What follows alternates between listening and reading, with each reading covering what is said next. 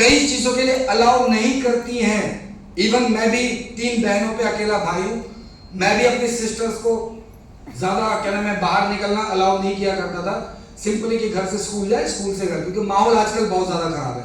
मैं तो 10 साल 12 साल पुरानी बात कर रहा हूं, तब तो ठीक भी था। आज तो माहौल ऐसा है कि आप किसी भाई पे भी भरोसा नहीं कर सकते, ये सुनो। तो आप सोच करके देखिए, ऐसे नेगेटिव माहौल से अपने आप को निकाला, एक स्मार्ट वैल्यू प्लेटफॉर्म को चूज किया और इस प्लेटफॉर्म में आने के बाद एक संकल्प लिया कि कोई करे ना करे मैं जरूर करके दिखाऊंगा। और उस एक कमिटमेंट ने आज उनको इस मुकाम तक पहुंचाया कि कई सारी अचीवमेंट्स की लाइन लगा दी है और बहुत सारी चीजें सीखने के बाद आज हमारे पास में वही सारे टिप्स, वही सारे हमारे पास स्ट्रेटेजीज लेकर के आए हैं ताकि हम भी उस भीड़ से उठ करके स्टेज पे आ सके। मैं अक्सर इस बात को कहता हूं कि कामयाब इंसान ही कामयाब होने का रास्ता बता सकता है। ये सुनो, जो खुद स्टेज पे रहता हो, जो खुद उस दिक्कत से निकला हो, जिसने खुद मेहनत करी हो, जिसने खुद उस कामयाबी का स्वाद चखा हो, वही आप सबको कामयाबी की खुशबू तक पहुंचा सकता है। तो हमारे पास एक ऐसी धाकड़ लीडर को मैं आप सबके सामने आज की ट्रेनिंग के लिए बुलाना चाहूंगा। एक बार तालियों की गड़गड़ाहट के साथ स्वागत कीजिए the dynamic leader, she is one and only one, miss Hemlata को जोरदार तालियों से वेलकम किया जाए।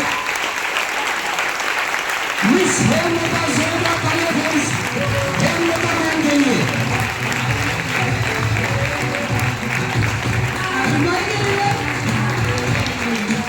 Thank you so much sir, इतना वार्म वेलकम देने के लिए। आप बैठ जाइए। Good morning to all. First of all, जैसा नाम इंट्रोड्यूस करा, हेमलता नाम है और मैं सबसे पहली चीज थैंक यू सो मच बोलना चाहूंगी अपने सीनियर को कि आज मुझे ये मौका दिया ट्रेनिंग करने का। तो मैं चाहूंगी एक बार साहू चौधरी सर के लिए और सुमेश सर के लिए एक बार जोरदार तालियां। फर्स्ट चीज मैं बताना चाहूंगी, जैसे सर ने बोला कि बहुत सारी बुरी परिस्थिति आई, बट करना था तो इसलिए मैं कंटिन्यू रही। तो मुझे याद है वो दिन जिस दिन आप ही की तरह इस प्रोग्राम को, जैसे आप भी आए होंगे फर्स्ट टाइम प्रोग्राम समझने के लिए, तो मैं इधर इस चेयर पे बैठ के पूरा प्रोग्राम अटेंड कर रही थी, प्लान शो। और उस दिन प्रोग्राम समझने के बाद ना मैंने ये नहीं सोचा था कि मेरा साइड वाला करेगा या नहीं करेगा, मेरे कोई फैमिली में करेगा नहीं करेगा, मेरी कोई फ्रेंड्स करेगी या नहीं करेगी, बट एक चीज था माइंड में कि मुझे करना है। तो उस दिन मुझे याद है सिलेक्शन प्रोसेस हो गया, फिर उसके बाद घर गए तो पापा से बोला कि पापा ऐसे ऐसे फीस लगेगी 19,000 रुपए और मुझे करना है और सच में करना है, मैं अपनी और आपकी भी लाइफ को चेंज कर दूंगी। तो सबसे बड़ी दिक्कत आई थी कि पैसा नहीं है। मेरे फादर ने बिल्कुल साफ मना कर दिया था कि नहीं, मैं सपोर्ट नहीं कर सकता। बिकॉज उसका रीजन था क्योंकि मेरी बड़ी सिस्टर ऑलरेडी जेएनएम का कोर्स कर रही थी, वो भी प्राइवेट साइड से, जिसमें लाखों रुपए ऑलरेडी लग चुके थे। और जो यहाँ पर 19,000 रुपए फीस पे करनी थी, वहां पर वो पानी की तरह जा रही थी, हर महीने 20,000 कभी 40,000। तो इसलिए मेरे फादर ने बोला तू रुक, अभी कुछ टाइम बाद तेरा करा दूंगा, मैं मना नहीं कर रहा। मैंने कहा पापा कुछ टाइम बाद तो मेरी सीट ही निकल जाएगी, प्लीज आप जैसे तैसे कहीं से भी करो, बट मुझे करना है। तो मेरे फादर ने बहुत मना किया, मम्मी ने भी मना किया कि नहीं नहीं अभी पैसे नहीं है, तू समझ, क्यों नहीं समझ रही है, बहुत सारी चीजें, बहुत सारी दिक्कतें हुई। बट मेरी एक जिद थी, मैंने खाना छोड़ दिया, मैं रोती रही। तो मेरी मम्मी कहती जरूर तेरे ऊपर कुछ करवा दिया, ठीक है, उन्होंने जरूर तेरे ऊपर कुछ करा दिया। मैंने मम्मी तुम कुछ भी समझो, चाहे करा दिया नहीं कराया, बट मुझे करना है। तो इस जिद ने स्टार्ट कराया और स्टार्ट कराने का फायदा बहुत सारी चीजों में बदलाव आया। सबसे पहली चीज, इसी हॉल में प्रोग्राम समझने के लिए आई थी। समझने के बाद जब स्टार्ट किया तो यही वो हॉल, यही वो स्टेज है जब मेरा स्कूटी का भी रिकॉग्निशन हुआ था, यही वो स्टेज है, अरे आप पूरा सुनो, यही वो स्टेज है जिसमें मेरा सुपर स्मार्ट का भी रिकॉग्निशन हुआ था, यही वो स्टेज है जिस टाइम पे मैंने सबसे पहला जब फोन लिया था तो इधर ही रिकॉग्निशन हुआ था। उसके बाद जब मेरा बोनस लेवल क्वालिफाई हुआ, सिल्वर लेवल, तो यही वो स्टेज है जहां पर रिकॉग्निशन हुआ था। और उसके बाद जब गोल्ड का लेवल का रिकॉग्निशन हुआ था तो यही वो स्टेज है जहां पर गोल्ड का भी रिकॉग्निशन हुआ। और उसके बाद गोवा का भी रिकॉग्निशन यही हुआ। ऐसी बहुत सारी अचीवमेंट है जो ये स्टेज मेरे से कनेक्ट है। तो मैं हमेशा ये चाहती थी कि मुझे ना स्टेज पे जाना है। अच्छा, कितनों के अंदर ये भूख है? दिल से मैं आपको बता रही हूँ,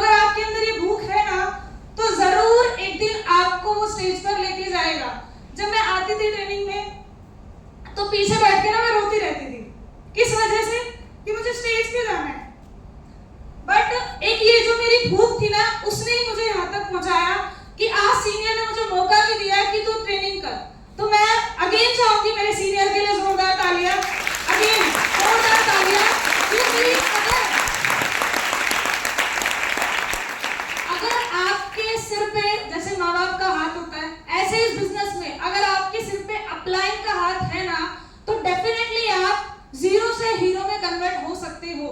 रियलिटी मैं आपको बता रही हूँ, मैं उस फैमिली से बिलोंग करती हूँ जहां पर ना एक टाइम बाद मेरे मम्मी पापा ने मेरा साथ छोड़ दिया था नेटवर्क मार्केटिंग को लेकर। बहुत ज्यादा मतलब दिक्कतें, मेरे पूरे फैमिली मेंबर एक साइड और मैं अकेली एक साइड, बट मेरी जिद थी कि नहीं मुझे करना है। तो उस केस में क्या हुआ, मेरे पापा ऐसे डायलॉग मारते थे कि या तो तेरे लिए स्मार्ट वैल्यू होगा या मैं आऊंगा, ठीक है, तू घर से नहीं निकलेगी आज। बट जैसे ही पापा थोड़ा साइड होते थे मैं घर से निकल जाती थी। कई बार ऐसा भी हुआ मेरे रिश्तेदार घर आके मेरे मम्मी पापा को भी सेट करते थे और साथ में मुझे भी सेट करते थे इमोशनली कि तू पागल हो रही है, देख 5 भाई बहन है, पापा कैसे करेंगे तुम 3 बहनों का। बहुत दिक्कतें होती थी और ऑलरेडी मैं उस फैमिली से बिलोंग करती हूँ जहां पर ना लड़कों को ज्यादा प्रायोरिटी दी जाती है, लड़कियों को नहीं। हमेशा ऐसा होता था कि अगर मैं बाय चांस 6 बजे गेट पे खड़ी भी हो गई तो मेरा भाई बोलता था क्यों खड़ी है, चल अंदर चल, मतलब ऐसा। तो आप समझ सकते हो मेरे फैमिली में था ऐसा कि लड़कियों को ज्यादा प्रायोरिटी नहीं, लड़कों को ज्यादा प्रायोरिटी दी जाती थी। और थी इसलिए बोल रही हूँ क्योंकि मैंने डिसाइड करा कि नहीं, कब तक मैं इस दबाव में रहती रहूंगी। और बहुत सारी ऐसी चीजें भी हुई कि जैसे भाई अगर रात के 10 बजे तक बाहर है तो थोड़ी सी डांट पड़ती थी, बट जब मैं फीडबैक से 9:30 बजे तक भी बाहर रहती थी तो डांट नहीं पड़ती थी, चप्पलों से मार पड़ती थी। बहुत सारी चीजें ऐसी हुई, बट फिर भी एक ये था कि नहीं, यही सोच बदलनी है मुझे। मेरे दादा ने बोला था कि 12वीं होते शादी कर दूंगा, बट नहीं, मेरे माइंड में एक ही चीज था कि शादी मतलब बर्बादी, और शादी हो भी गई तो होगा क्या, दूसरों के घर में वही झाड़ू पोछा चकले बेलन में जिंदगी जाएगी। बट खुद से कमिटमेंट थी नहीं, कुछ ऐसा करना है जो खानदान में ना, लड़की तो छोड़ो लड़कों ने भी नहीं करा है। क्योंकि जैसे मैंने बताया मैं उस फैमिली बैकग्राउंड से बिलोंग करती हूँ जो लोकल गांव है, ठेठ हरियाणवी जहाँ चलती है, तो बहुत सारी दिक्कतें होती थी। जैसे कई बार ऐसा होता था अगर मेरे सीनियर मेरे को गली के बाहर छोड़ जाए तो इस पे भी 10 बातें उठती थी कि लड़का छोड़ के गया है। तो आप समझ सकते हो कि माइंड सेटअप जो था वो टोटली नेगेटिव था। बट एक वही सेम जिद कि नहीं मुझे चेंज करना है, अपने आप को भी और अपने पेरेंट्स की सोच को भी। बहुत सारी बार ऐसा भी हुआ कि मैं करना बहुत कुछ चाहती थी, बट अड़ोसी पड़ोसियों ने आग लगाई, ठीक है, कि लड़की वहां दिखी थी, उसके साथ थी, इसके साथ थी। बहुत बार ऐसा भी हुआ कि मेरे जैसे मैंने बताया रिलेटिव घर आके बोलते थे, ठीक है। तो मतलब मैंने इन सभी चीजों को ना बस एक बार ये सोचा कि तो पार्ट ऑफ बिजनेस है, ये होता रहेगा, हो सकता है तो मैं कामयाब हो जाऊं, तब भी वो आग लगाए। तो उन चीजों को बिल्कुल मैंने साइड करा और उसके बाद तरीके से करना शुरू करा। जब स्टार्ट करा तो सबसे ज्यादा मुझे दिक्कत आई थी बातचीत करने में, ठीक है, बिकॉज जिस फैमिली से मैं बिलोंग करती हूँ वहाँ प्रॉपर अड़े तड़े कड़े सारे यूज होते हैं, ठीक है। तो ठेठ हरियाणवी है, मतलब मैं स्कूल लाइफ में मेरा पूरा फ्रेंड सर्कल हरियाणवी था, ट्यूशन जाती थी तो वहाँ भी पूरा हरियाणवी था, और जो गलियों की फ्रेंड है तो वो भी तो हरियाणवी मिलेगी। और मैं स्मार्ट वैल्यू में आई तो पहले मुझे बोला पहले तो अपने ड्रेसअप को चेंज करो।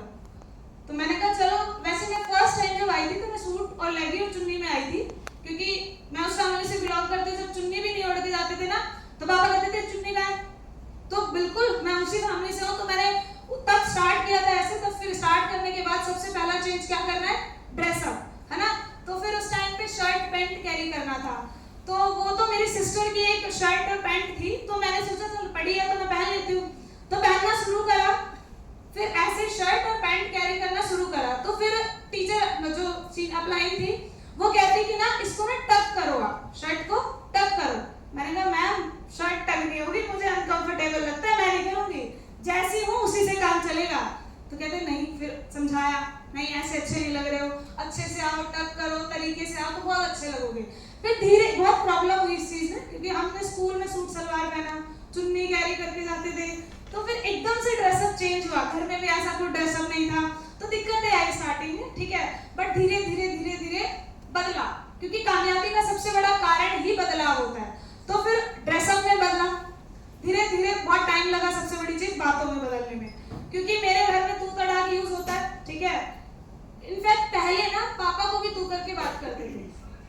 क्योंकि होता है हरियाणवी में, आप अगर उन्हें तू भी बात कर रहे हो तो वो नहीं लगेगा कि डिसरिस्पेक्ट है, वो नॉर्मल बातचीत में तू भी आ जाता है। बट धीरे धीरे पापा ने वही ट्रेनिंग दी घर पे कि नहीं तू नहीं बोलना, आप बोलना है, तो फिर वो आप में कन्वर्ट हो गया पेरेंट्स से। बट फिर भी भाई बहनों फ्रेंड सर्कल में तो वही था। तो यहाँ पर मैं आई तो मैंने अपने एक मेरे साथ वाली फ्रेंड थी, तो मैंने उसको बोला तू कहाँ जा रही है, मुझे भी ले चल। तो अपलाइन ने बोला ये तू क्या होता है, तो मेरे लिए तो बहुत नॉर्मल था ये, बट कल्चर के हिसाब से नॉर्मल नहीं था। तो मैंने बोला नहीं, या तो आप जी बोलो या मैम बोलो। मैंने कहा मैं और इसको मैम बोलूंगी। तो मेरे अंदर मतलब वो वाला था कि आज तक मैम को मैम बोलते थे तो वही बहुत बड़ी बात है, या फ्रेंड को मैम और जी करके बोलना है। तो स्टार्टिंग में बहुत टाइम लगा इस चीज को भी चेंज करने में। तो दिल से बताओ इतनी अच्छे लेवल पे स्किल चेंज हो गई कि मेरे फादर हमेशा ही बोलते थे अब ठीक है तूने शुरू तो कर लिया, बट अपनी अच्छी स्किल, अपनी बातचीत करने के तरीके को बदल। जैसे मैंने कॉमर्स साइड से 12th की है, तो पापा कहते थे ठीक है तूने कॉमर्स से पढ़ाई तो कर ली, कल को इंटरव्यू में जाएगी तो तेरी बोली अगर यही रही तो तुझे कुछ नहीं मिलने वाला। मैंने कहा ठीक है पापा इसको भी बदल लेंगे। बट वही फादर है, जब भी मैं वीडियो दिखाती हूँ ना पापा को घर जाके, तो बहुत प्राउड फील करते हैं कि जो लड़की खुद कहीं किसी के सामने बोल नहीं पाती थी वो इतने सारे बच्चों को सिखाती है। तो मेरा भाई अगर कुछ बोलता भी है ना मुझे, तो थैंक यू, मेरा भाई कुछ भी बोलता है ना मुझे, तो मेरे भाई को पापा कहते हैं तू चुप रह, तेरे जैसे बहुत इसको मैम मैम करते घूमते रहते हैं। तो मुझे इस बात पे प्राउड फील हुआ कि वही फादर जो पहले मना करते थे आज बहुत सारी चीजों में ना सपोर्ट में खड़े रहते हैं। आज मामला बिल्कुल बदल चुका है। जो फादर बिल्कुल अगेंस्ट थे लेट आने के ऊपर, आज वो बस एक ही चीज कहते हैं बेटा ध्यान से, ठीक है, बिकॉज पेरेंट्स है और लड़की जात में तो हमेशा उनको डर रहेगा क्योंकि आपको ही पता है कल्चर कैसा है, कैसे आनो। तो बहुत सारी चीजें बदली। उसके बाद मेरे रिलेटिव्स घर पे आते थे तो उनका भी अब कुछ प्रभाव नहीं पड़ता। क्यों नहीं पड़ता? क्योंकि सबसे बड़ी चीज, तमाचा बेशक आप हाथ से ना मारो पर अगर अचीवमेंट से मार रहे हो ना तो बहुत बड़ा लगता है और आवाज भी बहुत तगड़ी आती है, कैसे आनो। तो यही डिसाइड किया था कि नहीं, अचीवमेंट से तमाचा मारना है, बोल के तमाचा नहीं मारना है। मुझे याद है जब मैंने स्कूटी नहीं ली थी तो मैं हमेशा सीनियर की स्कूटी पे फीडबैक के साथ, या कई बार लेट हो जाते तो वो घर छोड़ने आ जाते थे, तो उस टाइम पे ना मेरे एक चाचा के लड़के ने कमेंट मारा कि ये तो ऐसे अपने अपलाइन की स्कूटी पे लटकती हुई घूमेगी, ये नहीं ले पाएगी कभी भी। तो ये कानों तक खबर आई मेरे पास, किसी ने बताया, तो मैंने कहा कोई इशू नहीं है, समय बताएगा कि मैं लटकती घूमूंगी या वो लटकता घूमेगा। बट जिस टाइम पे स्कूटी ली थी ना तो सबसे पहले मैं उसके पास गई थी कि देख अब अपने अपलाइन की स्कूटी पे नहीं अपनी स्कूटी पे लटक के जाऊंगी, तू बता तूने ली या नहीं ली। तो वो आज भी ऐसा ही है जैसा पहले था। आज जब भी वो मैं उसके सामने से निकलती हूँ ना, पहले तो वो रिस्पेक्ट नहीं देता था, पहले तो वो स्मार्ट विल्लू के नाम पे मुझे ताने देता था, बट आज मुझे अच्छा लगता है जब भी मैं उसके सामने से निकलती हूँ तो कहता है गुड मॉर्निंग मैम, मैंने कहा गुड मॉर्निंग, ठीक है। तो ये चीजें बदल चुकी सिर्फ इस वजह से क्योंकि मैं हमेशा ट्रेनिंग में जब भी आती थी ना तो अपने आप को कनेक्ट करती थी कि वो दिन कब आएगा जिस दिन मैं भी स्टेज पे खड़ी होकर बोलूंगी। दिल से बता रही हूँ, अगर आपके पास वो कनेक्शन नहीं है ना तो आप स्मार्ट विल्लू में सफल नहीं हो सकते। अच्छा, मैं आप सच में आपसे पूछना चाहूंगी, कितने सच में रिलेट करते हैं कि मेरा कब दिन आएगा कि जब मैं स्टेज पे आऊंगी तो मैं वो चूमूंगी और स्टेज पे पहुंचूंगी। अगर सच में आप दिल से सोचते हो ना तो मोस्ट वेलकम स्टेज आपका कर ही रहा है, बट थोड़ा और समय, जो हमेशा बोलते हैं सर एक कदम और, कैसे आनो। तो इस चीज के लिए हमेशा जिद करना है कि नहीं यार अचीवर बनना है, क्योंकि मैं हमेशा अपनी ट्रेनिंग में बोलती हूँ स्टेज एक ऐसी चीज है जिससे आपकी पहचान बनेगी। इस हेमलता को गली में भी कोई नहीं जानता था, but I am proud to say that इस प्रोग्राम से, जैसे आपको पता है हमारे स्मार्ट विल्लू में एक प्रोग्राम है, लीड प्रोग्राम है ना।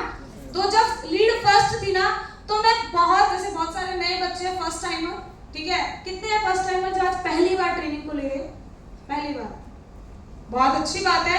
सेम एज इट इज, जैसे फर्स्ट टाइमर स्टार्टिंग ही थी मेरी, तब मैंने फर्स्ट लीड ली थी और उस लीड से सफर इतना भी हुआ कि जहां पर हेमलता का कहीं नाम भी नहीं था, बट आज मुझे प्राउड फील होता है कि पूरे दिल्ली में जितने भी सीनियर है वो मुझे बाय नेम बाय फेस जानते हैं।